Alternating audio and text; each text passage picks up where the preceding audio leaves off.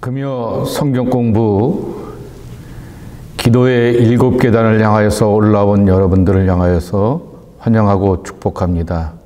오늘은 제 7번째 마지막 계단 용서와 기도입니다. 예수님께서 십자가상에서 보여주셨던 그 마지막 순간의 기도는 용서의 기도였습니다. 찬송가 327장을 함께 부르려고 하는데요. 주님 주실 화평입니다. 주님 주실 화평 믿음 얻기 위해 너는 정성껏 기도했나? 주의 제단 앞에 모두 바치기 전 복을 받을 줄 생각 마라. 2절. 주의 밝은 빛에 항상 활동하며 선한 사업을 힘쓰겠나? 자유 얻으려면 주의 뜻을 따라 너의 모든 걸 희생하라. 3절. 주의 제단 앞에 모두 바친 후에 주와 온전히 사귀겠네. 주님 주신 기쁨 또한 그의 사랑 어찌 말로다 형용하랴. 주의 제단에 산제사 드린 후에 주 내 맘을 주장하니 주의 뜻을 따라 그와 동행하면 영생 복락을 누리겠네. 오늘 예수님이 보여주시게 되었던 그 마지막 순간의 기도, 그리고 그것을 실천하게 되었던 스데반의 모습을 보면서 우리가 정말 주님과 화해하고 그리고 세상과 화목한 자의 참 모습을 기도 안에서 얻기를 소망합니다. 먼저 성경을 보겠습니다. 사도행전 7장 54절서부터 60절까지의 말씀입니다. 그들이 이 말을 듣고 마음에 찔려 그를 향하여 이를 갈거늘 스데반이 성령 충만하여 하늘을 우러러 주목하여 하나님의 영광과 및 예수께서 하나님 우편에 서신 것을 보고 말하되 보라 하늘이 열리고 인자가 하나님 우편에 서신 것을 보노라 한데 그들이 큰 소리를 지르며 귀를 막고 일제히 그에게 달려들어 성 밖으로 내치고 돌로 칠세 증인들이 옷을 벗어 사울이라 하는 청년의 발 앞에 두니라. 그들이 돌로 스데반을 치니 스데반이 부르짖어 이르되 주 예수여 내 영혼을 받으시옵소서 하고 무릎을 꿇고 크게 불러 이르되 주여 이 죄를 그들에게 돌리지 마옵소서. 이 말을 하고 자니라. 아멘. 오늘은 7번째 용서와 기도인데요. 그 전에 지난주의 내용들을 함께 복습해 보고자 합니다. 우리가 간절한 마음으로 진심을 담아서 기도하였는데 그중에 어떤 분은 금식 기도도 하고 작정 기도도 하면서 하나님 앞에 매달렸는데 하나님의 침묵을 경험할 때가 있고 하나님의 그러한 거절을 경험할 때도 있습니다. 그래서 하나님의 침묵이라고 하는 것을 통하여서 기도의 4가지 행태를 말씀을 드렸습니다. 첫째로는 무응답도 응답이다라는 말씀입니다. 그래서 진정하게 간절하게 기도하게 되었던 모든 형태의 기도는 다 응답이다라고 하는 것이죠. 그래서 응답 없는 기도는 없다라고 하는 것입니다. 두 번째로는 성경에 나오는 중요한 사건 속에 하나님께서 우리의 기도에 대하여서 침묵하는 사건들이 종종 있는데 그래서 상당 비율을 차지한다라고 하는 것입니다. 대표적인 것이 예수님의 십자가에서의 간절한 기도 아니겠습니까? 엘리 엘리 라마 사막다니 나의 하나님 어찌하여 나를 버리십니까? 라고 하는 그러한 기도 속에서 하나님은 침묵하셨습니다. 하나님의 더 큰 구원을 위해서입니다. 욥이 고통 중에 기도하고 친구들과 주변 사람들의 많은 비난 가운데서도 자기의 신앙을 지켜가면서 하나님 앞에 찾아가지만은 하나님께서는 장기간 욥에 대하여서 침묵하신 다음에 그리고 나타나셔서 하나님의 거룩과 현존을 보여주셨습니다. 다니엘의 세 친구의 그러한 고백 속에서도 우리가 경험하게 되는 것이죠.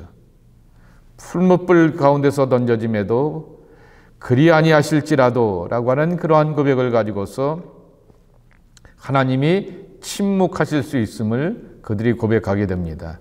물론 그들은 풀무불 가운데서 던져진 이들은 3명인데 플러스 서먼 어떤 분이 그들과 함께 하면서 그들을 지켜주시는 하나님의 임재를 경험하게 되었던 것입니다.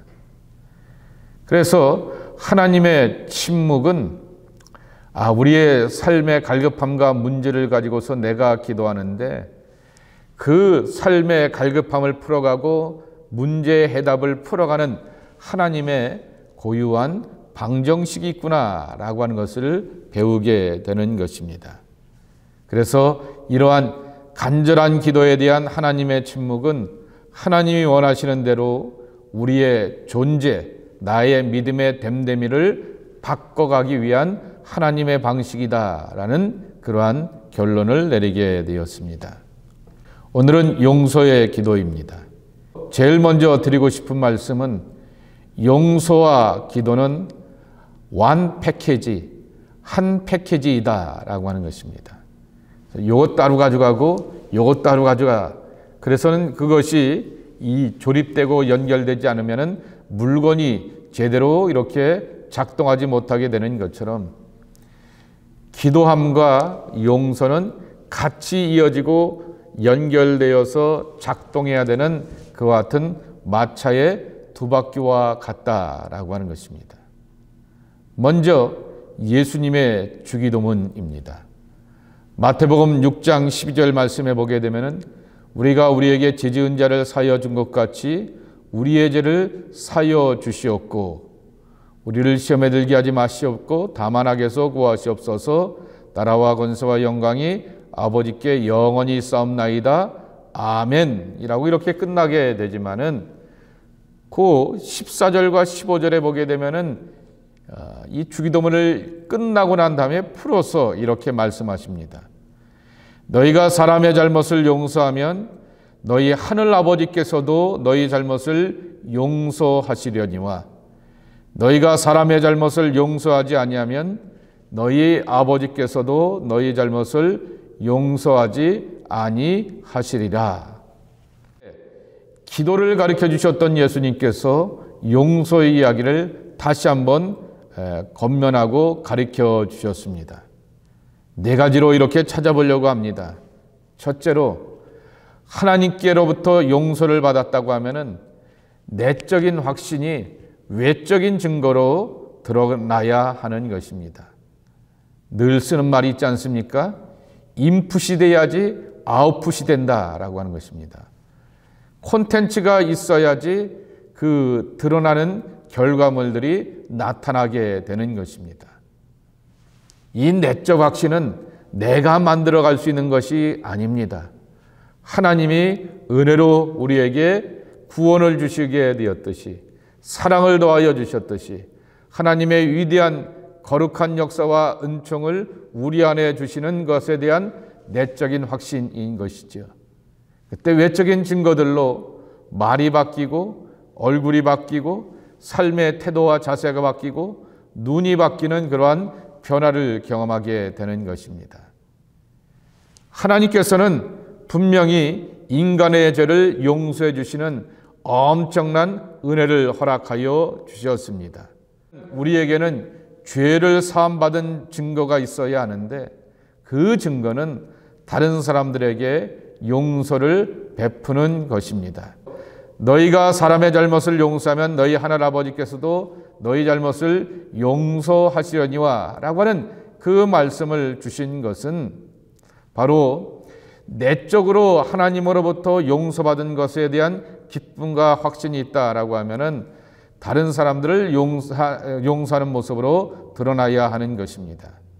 그래서 다른 사람들에게 용서를 베푸는 것이 자신의 죄를 사함받은 증거 혹은 결과인 것입니다. 그래서 남을 용서하지 못한다라고 하는 이 이야기는 자기가 용서받았다라고 하는 사실에 대해서 제대로 알지도 못하고 믿지도 못하는 것과 마찬가지라고 하는 것입니다. 이 가학종 목사라고 하는 분이 쓰게 되었던 하늘을 닿는 기도라고 하는 것에 우리의 기도가 하늘로 올라가야 되지 않겠습니까? 그 속에 바로 하늘에 닿는 기도 속에서 용서의 이야기를 하고 있는 것입니다. 예수님이 주기도문에서만 가르쳐 주신 것이 아니라 친히 실천하시면서 모범을 보여주셨습니다. 가장 고통스러운 순간에 지극히 고난한 순간 가운데서 예수님께서는 그 용서의 기도를 보여주셨습니다. 누가복음 23장 34절에 나오게 되는 가상칠언의 한마디, 아버지 저들을 사하여 주옵소서 자기들이 하는 것을 알지 못함이니이다 라고 하는 것입니다. 여기서 저들 누굴까요? 당연히 예수님을 십자가에 못 박은 자들입니다. 거기에는 대제사장들과 바리새인들이 있게 되었고, 그리고 또한 로마의 권력자들이 있게 되었고, 그리고 또한 그러한 권력과 종교 엘리트들의 사악함 가운데서 알지도 못하고 선동되어서 우르르 따라 나오게 되었던 수많은 군중들입니다. 그들을 향하여서 예수님은 말씀도 주셨고 사랑도 베풀어 주셨고 고침의 역사도 주셨고 하나님의 나라의 깊고 단맛도 보여주셨는데, 그 깊고 단맛의 결과는 쓴맛의 죽음의 고통이었던 것입니다. 마지막 순간에서도 자신을 십자가에 못 박은 사람들을 위해서 예수님은 용서의 기도를 드리셨습니다. 두 번째로는 자기들이 하는 것을 알지 못함이니이다 라고 하는 것입니다. 무지를 용서해 달라는 그러한 기도인 것입니다. 결국 하나님의 뜻이 무엇인지, 어떻게 사는 것이 하나님이 기뻐하시는 것인지를 알지 못하는 사람들이 많이 있습니다. 대제사장들과 바리새인들과 같이 한평생 거룩하고 경건하다라고 말하게 되는데, 거룩함과 경건함 속에서 하나님의 뜻을 잃어버리는 어리석음을 범하게 되었던 것이죠. 여러분은, 저는 과연 바리새인들보다 의로울까요? 저와 여러분은 제사장들보다 철저하고 엄숙한 경건의 사람일까요? 그렇지 못함에도 불구하고 우리는 그들이 하나님의 뜻을 놓쳐버리게 되었듯이, 그런 하나님의 뜻을 놓쳐버리게 되는 것이 가장 큰 죄악과 악이라고 하는 사실을 기억하면서 일평생 살아가면서 뜻대로 살아가는 삶, 예수님이 요한복음에서 계속해서 강조하셨던 것처럼 나는 아버지께로 왔다가 아버지께로 간다라고 하면서 자신의 삶의 초점과 방향이 하나님께로부터 왔다가 하나님께로 가는 그 믿음의 철저한 고백을 우리가 본받고 따라가야 하겠습니다. 고린도전서 2장 8절 말씀에 보게 되면 사도 바울이 이런 고백을 하게 됩니다. 만일 알았더라면 영광의 주를 십자가에 못 박지 아니하였으리라 그랬습니다. 사실 오늘 말씀에도 보게 되면은 60절로 제가 끊었지만은 8장 1절의 말씀과 연결되어 있습니다. 사울은 스데반이 죽임당함을 마땅히 여기더라 라고 이렇게 말하고 있습니다. 하나님의 뜻이 어디에 있는지 알지 못하게 되었기에 하나님의 사랑과 복음을 증거하게 되고 하나님의 나라를 선포하게 되었던 예수의 제자 스데반의 죽음을 잘 죽었다라고 이렇게 여기게 되는 안타까운 판단과 불신앙의 안경을 끼고 있게 되었던 것입니다.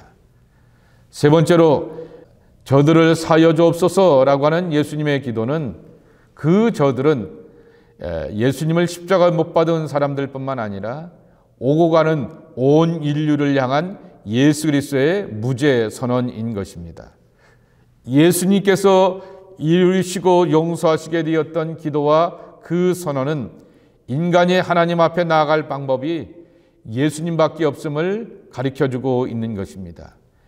용서를 구하시게 되는 예수님의 용서하심을 따라서 우리가 하나님 앞에 나가고 하나님을 이 땅에서 아버지라 고백하며 믿을 뿐만 아니라 마지막 순간에 하나님 앞에 서서 예수님의 용서하심의 그러한 은혜 가운데서 하나님의 영생을 우리가 누리게 되는 것입니다.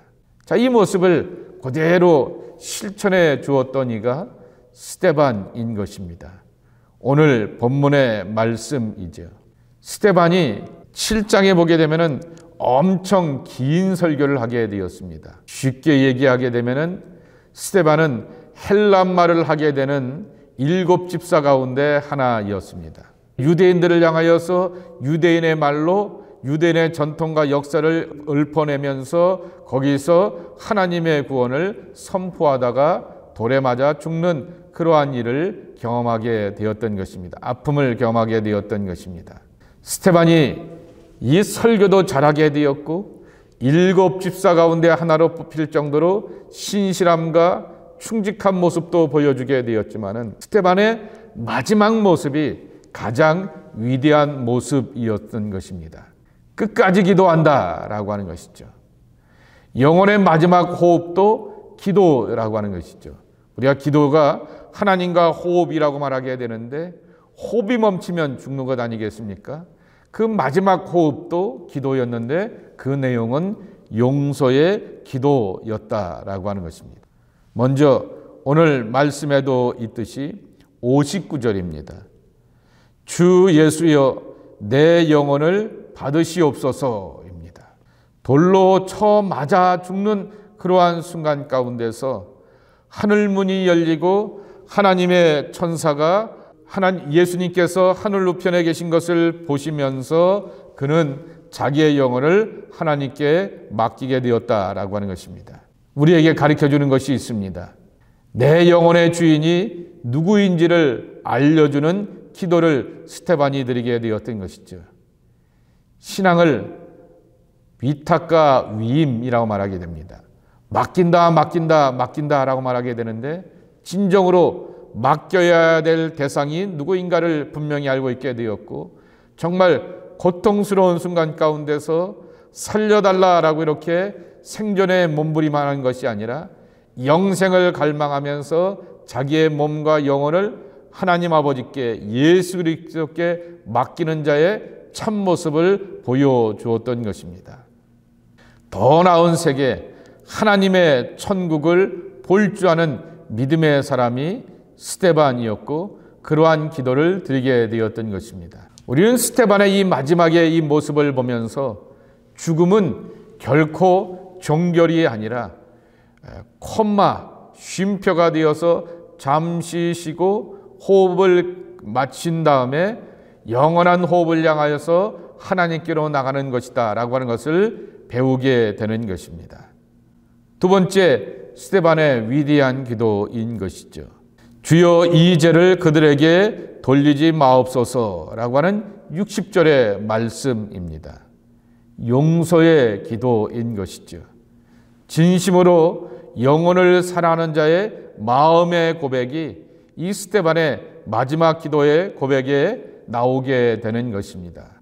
여러분, 우리가 살아가면서 안에 담겨진 것이 말로 표현되어지고 말로 나오게 되고 행동으로 드러나게 되는 것입니다. 스데반의 인생의 마지막 고백은 용서의 기도인데 그거 어쩌다 생긴 것이 아니다라고 하는 것이죠. 끊임없는 영적인 투쟁과 그리고 성장의 결과와 열매가 용서의 기도로 맺어지게 되었다라고 하는 것입니다. 제가 늘 표현하는 것처럼 스데반은 가진 자라고 그랬습니다. 부유한 자 그랬습니다. 그래서 스데반의 용서의 기도는 가진 자의 여유라고 그랬습니다. 하늘나라를 소유하였기 때문에 영생을 확신하였기 때문에 영생으로 가려가는 신앙의 선배답게 어른답게 이 땅에 남겨진 사람들을 향하여서 용서할 수 있는 기도를 드리게 되었다라고 하는 것입니다. 네 번째로 예수님과 베드로와의 대화인 것이죠. 몇 번씩 용서할까요? 라고 하는 것이죠. 그때 마태복음 18장 21절서부터 31절 말씀해 보게 되면은 70번에 7번이라도 이렇게 용서하라 말하게 됩니다. 70번에 7번이면은 490번이죠. 1년이 며칠이죠? 365일 아니겠습니까? 우리는 1년에 몇 번 이렇게 정말 고약한 일을 만나게 되고 용서가 있어야 되는 그러한 삶을 경험하기도 하는 것이죠. 매일매일의 삶 가운데서 용서가 반복되어야 될 것을 예수님께서는 이렇게 숫자를 통하여서 들려주시게 되었던 것입니다. 먼저 베드로가 이렇게 묻게 됩니다. 형제가 내게 범죄하였으면 내가 몇 번이나 용서하면 되겠습니까? 라고 하는 것입니다. 형제가 내게 범죄하였으면입니다. 누가 범죄한다고요? 집안의 형제입니다. 상처와 아픔은 가까운 이들로부터 오는구나 라고 하는 것을 베드로가 가르쳐주고 있는 것이죠. 베드로도 실제로 이렇게 이것을 이겨내고 극복하면서 하나님의 나라를 내 마음 가운데 심령 가운데 소유하려고 하면은 용서해야 된다라고 하는 것을 알고 있습니다. 그것이 이제 좀 뒤에 나오게 될 베드로전서 3장 7절의 말씀 가운데도 담겨져 있는데요. 용서를 해야 되는 것에 대하여서 예수님께 확고한 대답을 얻기 위하여서 나오게 되었는데 결국 용서가 선으로 악을 이기는 하나님이 가르쳐 주시게 되었던 성숙함의 방법이라고 하는 것을 알고 있었던 것이죠. 우리는 우리의 심령 가운데서 하나님의 나라를 소유하기를 원합니다. 그 안에서 넉넉함과 자유함을 누려가기를 소망합니다. 로마서 12장 21절 말씀해 보게 되면은 악에게 지지 말고 선으로 악을 이기라 그랬습니다. 분명히 내게 상처와 아픔을 주는 악은 존재하게 마련인 것입니다. 악 앞에서, 악의 실제 앞에서 나도 악다구니로서 악은 악으로 라고 하는 그러한 대항이 아니라 선으로 라고 하는 것이죠. 내 안에 하나님의 선이 임하였습니다. 예수님이 오셨습니다. 지고지신하신 그 하나님께서 예수님께서 내 안에 거룩한 영으로 임재하시기 때문에 우리는 하나님의 선을 이뤄갈 수 있는 존재입니다. 이 하나님의 선이 떠나가게 되면은 내 안에는 하나님의 나라가 없고요.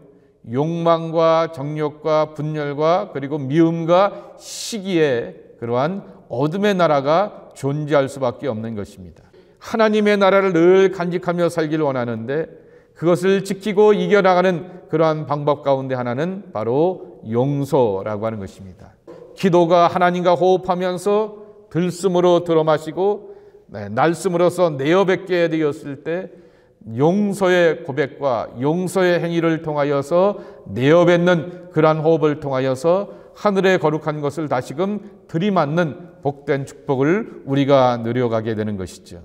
사람들과 불화하면서 그 불화 가운데서 얻게 되는 상처, 그리고 가장 가까운 사람들과의 그러한 불화 가운데서 얻게 되는 상처와 아픔은 용서를 통하여서 우리가 이뤄가야 될 모습인데 상처를 경험하기도 하고 또 이것을 이겨가기 위하여서 용서를 경험하는 것은 매일매일 우리의 삶 가운데서 경험되어야 될 일상의 삶의 모습이자 신앙의 모습이 되어야 한다라고 하는 것이죠. 삶 가운데서 일어나게 되는 상처와 어려움과 아픔을 용서의 기도를 통하여서 이겨내자라고 하는 그러한 말씀이라고 하는 것입니다. 다섯 번째로는 베드로의 권면입니다. 베드로전서 3장 7절 말씀에 보면은 표준세 번역으로 읽어드리겠습니다. 남편 여러분, 이와 같이 여러분들도 아내가 여성으로서 자기보다 약한 그릇임을 이해하고 함께 살아가야 합니다. 그리고 생명의 은혜를 함께 상속받은 사람으로 알고 존중하십시오. 그렇게 해야 여러분의 기도가 막히지 않을 것입니다. 베드로의 시대 때는 남성 위주의 시대이기 때문에 여자가 당연히 약자였을 것입니다. 요새는 남편이 집에서 가정 폭력을 하는 게 아니라 가정 폭력을 당하는 그러한 시대, 남녀가 동등하기도 하고 여성이 상위가 되는 그러한 시대 속에 우리가 살고 있지 않습니까? 중요한 것은 남성본이냐 여성 위주냐라고 하는 것이 중요한 것이 아니라 그러한 삶 가운데서 다툼이 있게 되었을 때는 바로 우리의 기도가 막히게 된다라고 하는 것이죠. 그리고 서로를 향해서 존중해 줘야 될 것은 나도 내 안에서 하나님의 나라를 누려야겠지만은 저도 하나님의 나라를 누려야 되는 것이고, 베드로의 표현대로 한다고 하면은 생명의 은혜를 함께 상속받을 사람이라고 하는 것이죠.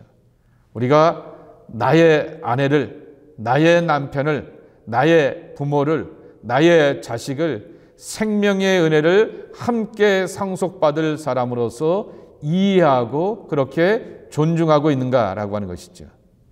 생명이 떠나가면 나도 떠나가는 존재이고, 생명이 떠나가게 되면 나는 다시금 어둠의 자식으로 타락할 수밖에 없는 것인데, 이것에 걸림이 되고 해방이 되는 일 가운데 하나가 바로 아내요, 남편이요, 부모요, 자식으로서 그렇게 경험된다라고 하는 것입니다. 그래서 이렇게 적용해 볼 수가 있습니다. 상처가 있는 것도 우리의 가정입니다. 그리고 그러한 하나님의 용서도 경험되어야 될 것이 우리의 가정이기도 하다라고 하는 것입니다. 두 번째로는 우리는 강한 존재, 약한 존재라고 하면서 서로를 향하여서 내가 나보다 돈이 많으니, 내가 나보다 뭐가 많으니 라고 하면서 강하다라고 이렇게 말하게 되지만은, 서로는 정말 생명을 담아야 되는데 생명을 담지 못하게 되면은 정말 지극히 기도가 막히며 하나님과 호흡하고 소통하는 것이 막힐 수 있는 연약한 존재임을 존중하는 것이 필요하다라고 하는 것입니다. 기도의 단절, 영적인 단절을 경험하는 가정에서 우리가 서로를 존중하면서 하나님의 나라를 세워가는 풍성함의 가정으로서 세워야 가야 될 것을 이 베드로가 가르쳐주고 있는 것입니다. 상처의 이야기를 쭉 하게 되었고 용서의 기도를 드리자라고 하나 했는데, 우리는 이 상처에 대한 치유 없이 온전한 치료자가 될 수가 있을까라고 하는 그러한 반문을 통하면서 용서하면서 내가 회복되고 용서하면서 하나님의 크고 놀라운 은총과 능력을 경험하는 것을 함께 나누고자 합니다. 무화과나무에 대한 이야기가 마가복음 11장 20절서부터 25절과 그리고 마태복음 20장 18절서부터 22절에 나오게 됩니다. 마태복음 20장 18절서부터 22절에 보게 되면은 이 무화과나무 가운데서 이 마가복음 11장 25절에 주는 그 기도의 내용이 담겨져 있지 않게 됩니다. 다만 기도에는 능력이 있다라고 하는 얘기도 하게 되고, 믿음으로 기도하고 금식하고 기도하는 것 가운데는 하나님의 역사가 있다라고 하는 것으로서 이렇게 가르쳐 주기도 하지만은, 예수님께서 또 우리에게 들려주신 것 가운데 하나는 뭐냐라고 하면은, 기도에 기도한 그러한 능력을 얻기 원하는가? 그러면은 용서하라라고 하는 것입니다. 자, 마가복음 11장 20절서부터 25절을 제가 읽어드리겠습니다. 그들이 아침에 지나갈 때 무화과나무가 뿌리째 마른 것을 보고 베드로가 생각이 나서 여짜오되, 납비어 보소서, 저주하신 무화과나무가 말랐나이다. 어저께 저주하지 않았습니까? 그 다음날 아침에 지나가는데 그 무화과나무가 말랐습니다. 열매를 거두지 못한 것에 대하여서 예수님께서 저주하게 되었던 것이죠. 예수께서 그들에게 대답하여 이르시되, 하나님을 믿으라. 내가 진실로 너에게 이르노니 누구든지 이 산더러 들려 바다에 던져지라 하며 그 말하는 것이 이루어질 줄 믿고 마음에 의심하지 아니하면 그대로 되리라 라고 말씀하여 주시면서, 무화과나무가 말라 비틀어진 것을 통하여서 산을 움직이는 능력 있는 기도를 가르쳐 주셨습니다. 그리고 내가 너에게 말하노니 무엇이든지 기도하고 구한 것은 받은 줄로 믿으라. 그리하면 너희에게 그대로 되리라 입니다. 마태복음 20장 18절 이하의 말씀은 여기까지 그렇게 이어져서 기도에는 능이 있다라는 얘기를 하게 됩니다. 마가복음 11장 25절입니다. 서서 기도할 때 그랬습니다. 우리가 하나님 앞에 나갔을 때 하나님 앞에 서는 것이죠. 아무에게 혐의가 있거든 용서하라 그랬습니다. 분명히 이유와 원인은 거기로부터 오게 되고 그 사람으로부터 오게 되지만은 용서하라 라고 하는 것입니다. 그리하여야 하늘에 계신 너희 아버지께서도 너희 허물을 사하여 주시리라 하시니라 그랬습니다.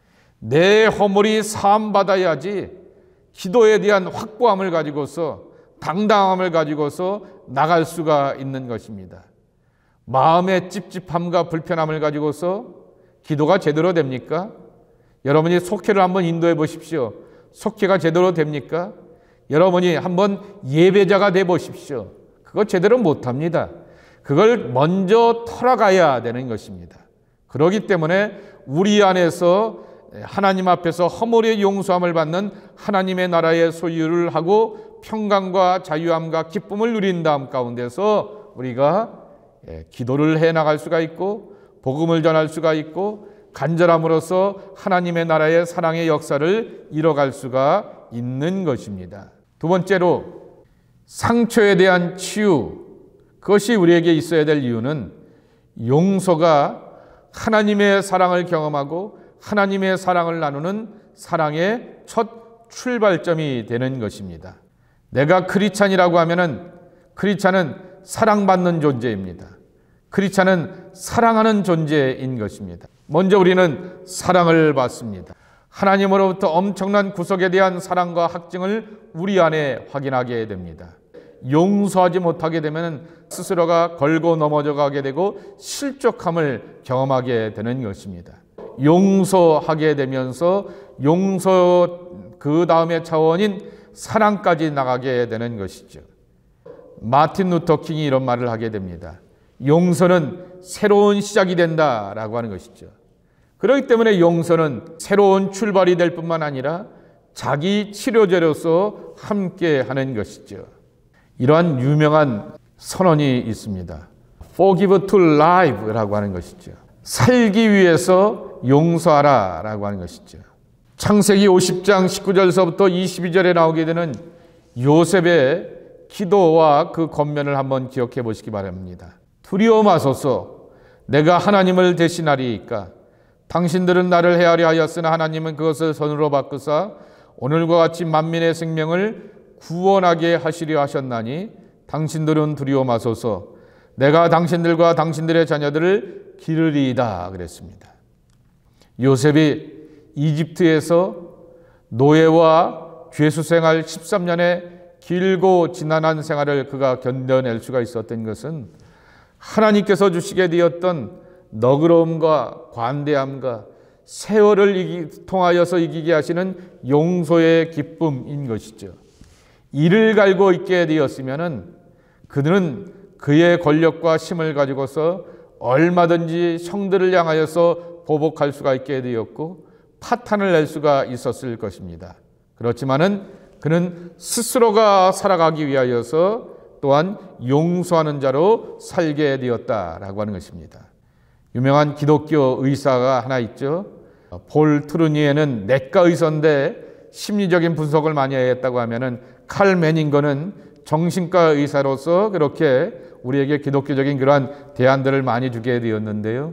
모든 질병의 70%가 사실은 스트레스에서 오게 되는데, 그런데 그 스트레스의 90%는 마음속에 미움이 있고 서로 간에 다툼이 있고 그리고 또한 상대방을 향하여서 세상을 향하여서 용서하지 못하면서 오게 된다라고 하는 것입니다. 기독교는 그렇기 때문에 결론적으로 말한다고 하면은 상처받은 치유자인 것입니다. 상처 없는 사람은 없습니다. 세상을 살아가게 되었을 때 가족들로부터 특정 세력들로부터 특정한 그러한 공격으로부터 우리는 다 아픔을 겪기도 하고 또한 괴로움을 겪기도 하게 되는 것입니다. 내 몸에 상처, 스카가 있는 것은 마찬가지이지만은 고름이 나오고 냄새나는 고통이 있는 상처인가 아니면은 치료받은 흔적이 있는 그러한 상처일까라고 하는 것이죠. 갈라디아서 6장에 보게 되면은 내 몸에 예수의 흔적을 갖고 있다라고 하는 바울의 고백을 보게 되면은 예수의 흔적 스카입니다. 스티그마라고 하는 말이지만은 그것은 다른 말로 표현하게 되면은 상처였던 것이죠. 그것을 상처로 가고 있는 것이 아니라 하나님께서 나와 함께 해주셨고 구원해 주시게 되었던 거룩한 흔적으로 그가 고백하며 살아오게 되었다라고 하는 것이죠. 상처받은 치유자인 것이죠. 상처가 있었지만은 그것을 바로 다 이렇게 치료받은 다음에 회복되어서 나가는 하나님의 백성들이 우리 모습이 되어야 하는 것입니다. 저희가 80년대 신학교를 다닐 때 이 가톨릭 출판사 성바오로 출판사에서 나오게 되었던 시집 가운데 제2갈로의 시가 참 많았습니다. 그 가운데 하나 용서하는 법을 가르쳐 주옵소서라고 하는 그 기도를 여러분들과 나누면서 말씀을 마치려고 합니다. 주님이 우리를 용서해 주시듯 우리도 이웃을 용서할 줄 알게 해 주십시오. 잠시라도 마음에 원한을 품는 일이 없이 즉시 용서할 줄 알게 해 주십시오. 입으로만 아니라 마음으로부터 모든 것을 용서할 줄 알게 해 주십시오. 조건을 붙이거나 제한을 두지 않고 온전히 용서할 줄 알게 해 주십시오. 한 번 용서했으면 결코 지나간 일들을 들춰내지 않고 모든 것을 물에 흘려보내듯 용서할 줄 알게 해 주십시오. 진정 용서할 줄 알게 해 주십시오. 무례나 모욕을 전혀 받지 않은 것처럼 그 사람과 접할 수 있는 힘을 제게 주십시오. 제 자신도 많은 잘못을 저질러 이웃의 용서를 받아야만 하니까요. 모쪼록 겸허한 마음으로 용서할 줄 알게 해 주십시오. 저에게 해를 끼친 사람을 이전보다 더 소중히 여기고 그를 위해 기도하면서 너그럽게 용서할 줄 알게 해 주십시오. 몇 번이고 제한 없이 용서하는 인내심을 부어 주십시오. 주님, 이웃을 용서하는 법을 가르쳐 주십시오. 주님이 용서하듯 저도 넓은 마음으로 용서할 줄 알게 해 주십시오. 아멘. 우리에게 용서의 훈련이 필요합니다. 여러분이 잘하는 것 하나 있지 않습니까? 기도입니다. 그 기도하면서 용서의 훈련을 단단히 반복하며 쌓아가며 하나님과 깊은 소통을 이어가는 복된 주님의 사람들이 저와 여러분이 되고 기도의 제일 마지막 꼭대기 당당하고 멋지게 서 있는 하나님의 복된 사람들이 되기를 주님의 이름으로 축복합니다. 자비로우신 아버지 하나님, 하나님의 긍휼과 은총 가운데서 우리가 용서받은 자가 되었으니 우리의 이웃과 연약한 사람들을 향하여서 용서하며 하나님의 긍휼과 자비를 세워갈 자는 성숙한 믿음이 우리의 모습이 되게 하여 주옵소서. 필요를 따라서 기도하기도 하고 하나님과의 소통하면서 하나님과 가까워지기를 위해서 기도하고 그리고 내적인 평안을 위해서 기도하기도 하지만은 정말 용서하면서 내 안에 진정한 하나님의 나라를 소유하면서 마지막 정점에 서서 하나님의 나라가 정말 영원히 내게 임하기를 기대할 줄 아는 영광과 거룩함으로 설 줄 아는 하나님의 사람들이 우리 모두가 되게 하여 주시옵소서. 예수님의 이름으로 간절히 축복하며 기도하옵나이다. 아멘.